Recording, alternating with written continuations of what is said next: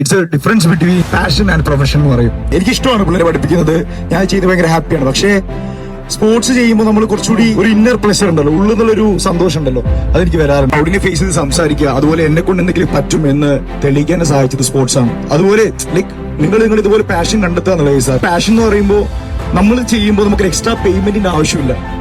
അതായത് നമുക്ക് ഉള്ളിൽ നിന്നൊരു സന്തോഷം വരും, ഓക്കെ അത് ചെയ്യാം. നമ്മൾ മോർണിംഗ് എണീറ്റിട്ട് രാവിലെ ഓടാൻ പോകണം, ഓക്കെ ഒരു 5 മണിക്ക് എണീറ്റിട്ട് ഓടാൻ പോകണം. എന്നിട്ട് അത് കഴിഞ്ഞിട്ട് എനിക്ക് മോർണിംഗ് ട്യൂഷൻ ഉണ്ടാവും, അത് കഴിഞ്ഞിട്ട് സ്കൂളിലോട്ട് വരണം, അത് കഴിഞ്ഞ് ഈവനിങ് ട്യൂഷൻ ഉണ്ടാവും.